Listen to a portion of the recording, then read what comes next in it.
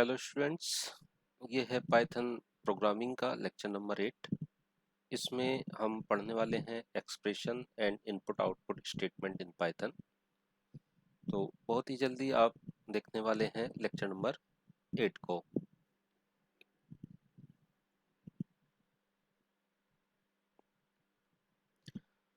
तो आइए स्टार्ट करते हैं पाइथन प्रोग्रामिंग का लेक्चर नंबर 8, जिसमें हम पढ़ेंगे statement and input output in Python language. सबसे पहले हम बात कर रहे हैं एक्सप्रेशन की। What is an expression?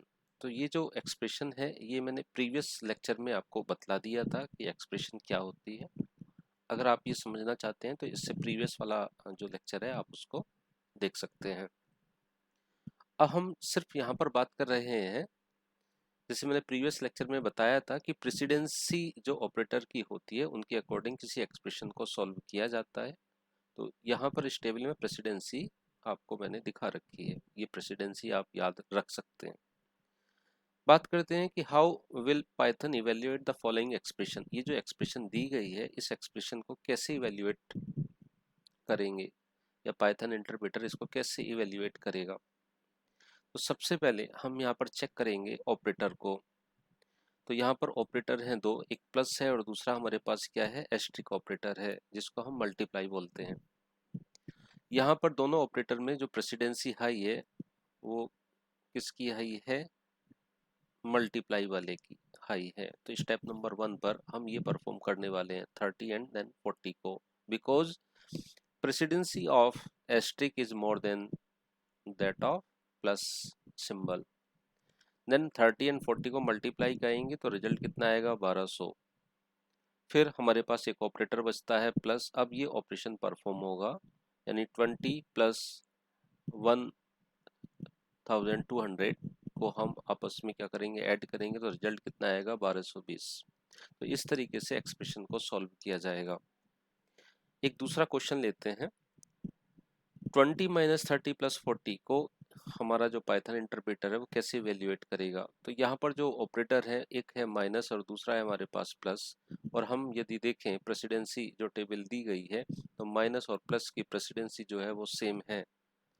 तो इस केस में हम क्या करेंगे, तो इस केस में हम इस जो एक्सप्रेशन दी गई है उसको लेफ्ट टू राइट सॉल्व करते हैं। तो जो भी ऑपरेटर में पहले मिलेगा उसको सॉल्व किया जाएगा।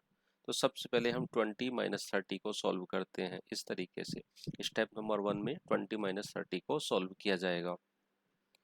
इसका रिजल्ट आएगा -10 एंड देन प्लस 40 लिखा जाएगा। एंड देन फिर जो ऑपरेटर है, ये जो है प्लस ऑपरेटर है, इसको सॉल्व किया जाएगा। तो 40 में से -10 जाएंगे तो कितना बचेगा, 30 बचेगा। इस तरीके से हम इसको सॉल्व करते हैं। ऐसी एक प्रॉब्लम और है, ये लिखा गया है 15.0 divide by 4 plus bracket opening opening bracket 8 plus 3.0 closing bracket. तो जब बोर्ड मास रूल हम अप्लाई करते हैं तो सबसे पहले ब्रैकेट को सॉल्व किया जाता है। यहाँ पर देखिए ब्रैकेट में क्या लिखा है, 8 प्लस 3.0। एक वैल्यू इंटीजर, दूसरी कौन सी है, 3.0 है। दोनों सेम टाइप की वैल्यू नहीं है, एक इंटीजर दूसरी फ्लोट है। तो अब जब हम इन दोनों को आपस में ऐड करेंगे तो रिजल्ट कितना आएगा, 11.0। लेकिन ध्यान देने योग्य बात ये है कि ये जो 8 है ये इंटीजर है और ये जो है ये फ्लोट है। तो दो डिफरेंट क्वांटिटी आपस में कैसे जुड़ गई। तो सबसे पहले यहाँ पर इम्प्लिसिट कन्वर्जन होगा किसका, इस 8 का, और 8 को हम कन्वर्ट कर देंगे किसमें, 8.0 में। ये भी फ्लोट हो गया और 3.0 भी फ्लोट हो गया। अब दोनों क्वांटिटी सेम है, दोनों को ऐड किया जा सकता है। तो सबसे पहले फर्स्ट स्टेप में हम यही काम कर रहे हैं। फिर हम दोनों को ऐड कर रहे हैं तो ऐड ये हो चुका है। अब दो ऑपरेटर हमारे पास बचे हैं, डिवीजन ऑपरेटर और प्लस ऑपरेटर है। इन दोनों में प्रेसिडेंसी हाई जो होती है वो होती है डिवीजन की। तो हमने डिवीजन को सॉल्व किया, रिजल्ट ये आया +11.0 लिखा, इन दोनों को ऐड कर दिया गया एंड देन आंसर कितना आ गया हमारे पास, ये आंसर आ गया। तो आप समझ सकते हैं एक्सप्रेशन को किस तरीके से सॉल्व किया जा सकता है। बच्चों ये जो एक्सप्रेशन है ये बड़े ही इंपॉर्टेंट है, ये जो है आपको सीखनी पड़ेगी, समझनी पड़ेगी कि एक्सप्रेशन में प्रेसिडेंसी ऑपरेटर की क्या क्या होती है, कौन कौन से ऐसे ऑपरेटर हैं जो सबसे पहले सॉल्व होंगे, कौन से ऐसे ऑपरेटर हैं जिनकी प्रेसिडेंसी लो है वो बाद में सॉल्व होंगे। तो ये सब कुछ इस टेबल में लिखा हुआ है, आप यहाँ से इसको याद कर सकते हैं, पढ़ सकते हैं। ये मैंने प्रीवियस लेक्चर में सब कुछ आपको बतलाया था कि जो एक्सप्रेशन होती है वो अर्थमेटिक एक्सप्रेशन हो सकती है, रिलेशन एक्सप्रेशन हो सकती है, लॉजिकल हो सकती है और स्ट्रिंग एक्सप्रेशन हो सकती है। ये सब कुछ मैं आपको बता चुका हूँ। अगर आप ये सब कुछ देखना चाहते हैं तो लेक्चर नंबर 7 पार्ट 2 में जाइए और वहां पर आप देख लीजिएगा। नाउ बात करते हैं स्टेटमेंट की। What is an statement? Statement क्या होता है? देखिए, statement in Python language, A statement is a statement is a unit of code that Python interpreter can execute. यानी एक ऐसा कोड जिसको पाइथन का इंटरप्रेटर क्या करता हो, रन करता हो, उसको हम क्या बोलेंगे? स्टेटमेंट। जैसे for example such as assigning a value to a variable, जैसे एक वेरिएबल लिखा है उसको एक वैल्यू आपने असाइन करा दी, तो ये भी एक अपने आप में क्या बन गया? स्टेटमेंट बन गया है। जैसे सेकंड लिखा है कॉलिंग ए फंक्शन, किसी फंक्शन को कॉल करते हो, वो भी एक स्टेटमेंट है। Controlling the flow of a program using conditional statement और लूप्स, जैसे इफ एल्स के थ्रू किसी फ्लो को आप कंट्रोल करते हो, या लूप जो आप लगाते हो वो भी स्टेटमेंट हो सकते हैं। ठीक है। Statements typically ends with a new line character, but it can also be terminated with a semicolon। ठीक है, ये मैं आपको बता चुका हूँ। If multiple statement are written on the same line, तो हम किसका यूज कर सकते हैं? सेमीकोलन का। जैसे सपोज दैट मैंने ऐसे लिखा a इज इक्वल टू 10 और यहाँ पर कोलन सेमीकोलन लगाया b इज इक्वल टू 20। इसका मतलब a इज इक्वल टू 10 अलग है, ये सेपरेट हो गया, b इज इक्वल टू 20 ये अलग हो गया। ठीक है, इस तरीके से आप ऐसे भी लिख सकते हैं a is equal to 10 comma b is equal to 20। अब इस लाइन का मीनिंग अलग है, इस लाइन का मीनिंग अलग है, ये दोनों चीजें आपको समझनी होंगी। सेमीकोलन कर देता है लाइन को एंड, ठीक है, जबकि कोलन क्या, ये कोमा क्या करता है? वैल्यू को सेपरेट कर देता है। ए की वैल्यू 10 है, बी की वैल्यू 20 है। यहाँ पर ए की वैल्यू 10 है लेकिन लाइन एंड हो चुकी है सेमीकोलन से, अब न्यू लाइन में बी इक्वल टू 20 को रीड किया जाएगा। ओके, इस तरीके से। नाउ कुछ एग्जांपल देखिए स्टेटमेंट के। जैसे लिखा गया है x is equal to 4, x is equal to 4। इस एक्चुअली में इस पढ़ने में तो ऐसे ही पढ़ा जाएगा x इज इक्वल टू 4, लेकिन ये असाइनमेंट है। 4 इज असाइन टू x, इस तरीके से। तो दिस इज असाइनमेंट स्टेटमेंट। इसको पढ़ा जाएगा x की पावर 3 असाइन टू q। ठीक है, ये भी असाइनमेंट स्टेटमेंट है। और ये कौन सा है? ये प्रिंट स्टेटमेंट है, प्रिंट x कोमा q। तो आप बता सकते हैं अगर ये सपोज दैट एक प्रोग्राम हो तो हम यहाँ पर प्रिंट x कोमा क्यूब करा रहे हैं, तो x की वैल्यू क्या प्रिंट होगी और क्यूब की वैल्यू क्या प्रिंट होगी? तो समझिए x की वैल्यू कितनी है? यहाँ पर 4 हमने इनपुट कराया है और यहाँ पर हम क्यूब को कैलकुलेट करा रहे हैं। तो क्यूब इज इक्वल टू क्या लिखा है? x की वैल्यू कितनी है? 4। 4 की पावर कितनी है? 3। तो 4 की पावर 3 का मतलब 4 इंटू 4 इंटू 4। तो 4 4 जा 16 और 4 जा कितने हो गए? 64। तो x की वैल्यू तो आ जाएगी 4 और क्यूब की वैल्यू आ जाएगी आपकी 64। ओके, ये समझ में आपको आ गया होगा। तो आपको ये समझ में आ रहा होगा असाइनमेंट कैसे होगा, ये असाइनमेंट कैसे होगा, ये प्रिंट स्टेटमेंट कैसे होगा। ऐसे ही कंडीशनल स्टेटमेंट होते हैं। जैसे इस तरीके से लिख दिया जाए if x is greater than 10, या ऐसे लिख दिया जाए if x is greater than 10, ऐसे। तो इसको हम क्या रीड करेंगे? कंडीशनल स्टेटमेंट रीड करेंगे। ऐसी लूप है, लूप स्टेटमेंट कैसे रूप रीड किए जाते हैं? जैसे ये लूप लिखा है फॉर आई इन रेंज 10। ठीक है, इस तरीके से जब आप लूपिंग पढ़ेंगे तो आपको ये लूप समझ में आएगा ये कैसे काम करता है। जैसे सी लैंग्वेज में आपने वाइल लूप पढ़ा है, while I I is less than 10, ये एक स्टेटमेंट है। जैसे फोर लूप पढ़ा है, for i is equal to 0, i less than 10 and then i plus plus, इस तरीके से ये भी एक स्टेटमेंट है। लेकिन ये स्टेटमेंट किसके हैं? सी लैंग्वेज के। तो in general every line of code every line of code in Python is considered as a statement with the exception of comments and white spaces। Okay, तो ये चीज आपको समझ में आ गई होगी।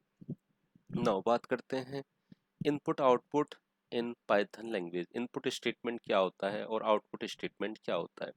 मतलब हम कीबोर्ड से इनपुट कैसे लें और मॉनिटर पर या डिस्प्ले डिवाइस पर आउटपुट को कैसे शो कराएं।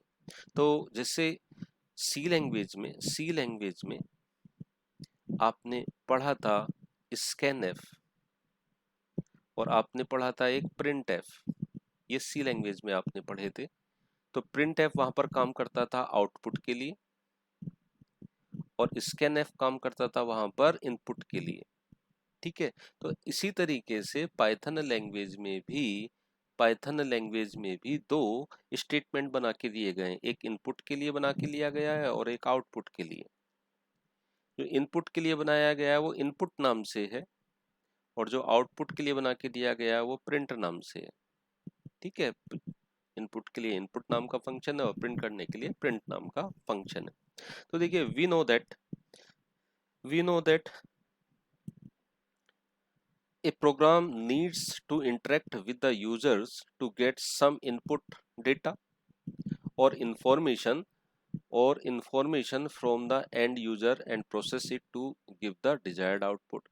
यानी हम कीबोर्ड से कुछ इनपुट देना चाहते हैं और उसके बाद जो हमारा इंटरप्रेटर होगा या जो हमारी मशीन होगी उस एक्सप्रेशन को इवेल्युएट करेगी और उसका आउटपुट को डिस्प्ले डिवाइस पर डिस्प्ले कराएगी। इन Python language we have the input function for taking the user input. The input function prompts the user to enter data. It accepts all user input as a string। ये line बड़ी important है भाई, ये वाली line. क्या लिखा है? It accept all user input as string। The user may enter a number or a string but input function treat them as string only। ठीक है, मतलब कहने का मतलब ये है कि आप जो भी इनपुट कीबोर्ड से दे रहे हो इनपुट फंक्शन में, तो वो इनपुट फंक्शन उस वैल्यू को एक्सेप्ट कर रहा है एज ए स्ट्रिंग। आप नंबर दे रहे हो तो भी स्ट्रिंग, और स्ट्रिंग दे रहे हो तो स्ट्रिंग है ही है, और फ्लोटिंग पॉइंट वैल्यू दे रहे हो तो भी स्ट्रिंग है। इस सब को इनपुट फंक्शन क्या रीड करता है, कैसे ट्रीट करता है? एज ए स्ट्रिंग की तरीके से। तो ये चीज आपको समझ में आनी चाहिए। नाउ बात करते हैं द सिंटेक्स फॉर इनपुट, यानी इनपुट का क्या सिंटेक्स है। तो सिंपल सा है ये, इस तरीके से इनपुट एंड देन प्रॉम्प्ट। ये मैं ऐसे लिख सकता हूँ a is equal to, a variable का नाम है और इनपुट फंक्शन को ऐसे लिख सकता हूँ इनपुट, और इसके अंदर एक मैसेज लिख सकते हैं एंटर एनी नंबर ऐसे करके। तो ये जो लिखा हुआ है ये एक यूजर का मैसेज है। सबसे पहले ये मैसेज डिस्प्ले होगा, डिस्प्ले करने के बाद यूजर एक नंबर को एंटर करेगा, वो नंबर इनपुट एक्सेप्ट करेगा और किसको असाइन करा देगा? ए को, इस तरीके से। ठीक है, तो prompt is the string we may like to display on the screen prior to taking the input. ठीक है, एंड इट इज ऑप्शनल। ये कैसा होता है? ऑप्शनल होता है, जरूरी नहीं है कि हम लिखें, ये ऑप्शनल होता है। तो when a prompt is specified तो first it display on the screen and after that which the user can enter the data।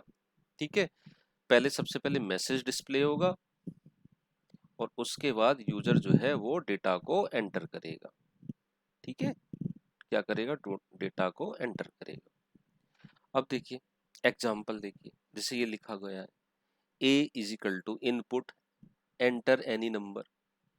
हमने कहा प्रिंट करो a की वैल्यू को। तो सपोज दैट यूजर ने यहाँ से 12 वैल्यू एंटर कर दी। सबसे पहले जब आप इस प्रोग्राम को रन कराओगे तो क्या मैसेज आएगा? ये आएगा एंटर एनी नंबर। ठीक है, NUMBER नंबर ऐसे लिखा हुआ आएगा। आपने 12 लिखा एंड देन एंटर कर दिया। तो ये जो इनपुट फंक्शन है, ये इनपुट फंक्शन इस 12 को एक्सेप्ट करेगा कीबोर्ड से एंड देन असाइन करा देगा किसको? इस ए को असाइन करा देगा। अब ये जो असाइन ए को कराया, ये जो है असाइन लिया तो ये इंटीजर वैल्यू, लेकिन इसको ट्रीट कैसे करेगा? As a string. जब हम प्रिंट कराएंगे तो ए की वैल्यू क्या प्रिंट होके आ जाएगी? 12। तो ये दिखाई तो आपको 12 दे रहा नंबर, लेकिन ये है क्या? एक्चुअली में स्ट्रिंग है। ये क्या है? स्ट्रिंग है। देखिए आइए चेक करते हैं क्या ये बात बिल्कुल सही है। तो हम चलते हैं अपने एडिटर पर। देखिए मैंने यहाँ पर लिखा ए इज इक्वल टू इनपुट और यहाँ पर लिखा मैंने प्लीज एंटर एनी नंबर ऐसे लिख दिया। नाउ मैंने कहा प्रिंट करिए, जो भी आपने वैल्यू एक्सेप्ट की है उस वैल्यू को आप प्रिंट करिए। ए इज इक्वल टू ए को प्रिंट कराइए।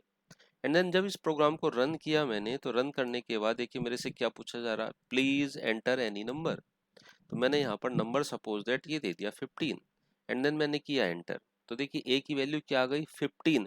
ये आपको एज ए इंटीजर दिखाई दे रहा है यहाँ पर, लेकिन क्या ये वाकई में इंटीजर नंबर है? तो चेक करते हैं इस नंबर के टाइप को। प्रिंट करिए type, TYPE, type of variable A. Variable A का क्या टाइप है उसको आप प्रिंट करिए। तो देखिए मैं कैसे लिखूंगा, टाइप फंक्शन को, और टाइप फंक्शन में किसको पास करा दूंगा, ए को, ऐसे। एंड देन इसका आउटपुट देखते हैं। देखिए क्या लिखा है, एंटर एनी नंबर, मैंने कहा 15, एंड देन एंटर। देखिए प्लीज एंटर एनी नंबर, आपने 15 दिया था, आउटपुट 15 आया, लेकिन इस ए का टाइप क्या हो गया, यहाँ पर स्ट्रिंग आप देख रहे हैं। ठीक है, इसका मतलब ये हो गया कीबोर्ड से जो वैल्यू आप न्यूमेरिक एंटर कर रहे हो वो वैल्यू किस में कन्वर्ट हो रही है, स्ट्रिंग में। यानी इनपुट फंक्शन किसी भी इनपुट को स्ट्रिंग में एक्सेप्ट करता है। इस प्रोग्राम को मैं दोबारा से रन कराता हूँ, और देखिए इस बार मैं वैल्यू क्या दे रहा हूँ, 14.36 दे रहा हूँ। कैसी वैल्यू है ये, फ्लोट वैल्यू है। मैंने किया एंटर, इसने क्या कहा, फिर से क्या कहा कि ये जो वैल्यू है ये कैसी है, स्ट्रिंग वैल्यू है, जबकि वैल्यू कैसी दिखाई दे रही है आपको, फ्लोट टाइप की। ठीक है, दोबारा से रन करिए। सपोज दैट मैंने कहा enter any number, enter any number, और मैंने यहाँ पर दिया, देखिए किस तरीके से दे रहा हूँ, 3 प्लस 5J कॉम्प्लेक्स नंबर है, एंड देन एंटर। तो देखिए a is equal to 3 + 5J एक नंबर आया, लेकिन ये नंबर के टाइप को क्या बता रहा है, स्ट्रिंग। तो यहाँ पर ये बात सिद्ध हो जाती है, प्रूफ हो जाती है कि जो इनपुट फंक्शन है, ये इनपुट फंक्शन जब कीबोर्ड से किसी वैल्यू को लेता है तो उसको कन्वर्ट कर देता है किसमें, स्ट्रिंग में। या ये कह सकते हैं कि पाइथन जो है हमेशा इनपुट को स्ट्रिंग में एक्सेप्ट करती है। ओके, ये बात आपको समझ में आ गई होगी। नाउ दूसरा आता है, ये तो इनपुट की बात हो गई। दूसरा आता है इसमें how to print any message in the Python. हम पाइथन में किसी मैसेज को कैसे प्रिंट करें। तो प्रिंटिंग के लिए हम कौन सा मैसेज यूज करते हैं, कौन सा स्टेटमेंट, प्रिंट फंक्शन का यूज करते हैं। प्रिंट फंक्शन के अंदर आप या तो कोई मैसेज लिख सकते हैं, जैसे मैंने लिखा हेलो वर्ड, इस तरीके से, या आप किसी आउटपुट को प्रिंट करा सकते हैं, जैसे कि ये लिखा हुआ है यहाँ पर, प्रिंट करिए ए का आउटपुट क्या होगा, ए की वैल्यू क्या होगी, इस तरीके से। तो इनपुट लेने के लिए इनपुट फंक्शन और आउटपुट के लिए प्रिंट फंक्शन यूज किया जाता है। तो ये था बच्चों लेक्चर नंबर 8 जो आप पढ़ चुके हैं। अगर आपको कोई प्रॉब्लम है तो आप मेरे व्हाट्सएप नंबर पर मुझे कमेंट करके पूछ सकते हैं, या फिर आप मुझे जो है मैसेज भी सेंड कर सकते हैं। ओके, चलिए, थैंक यू वेरी मच।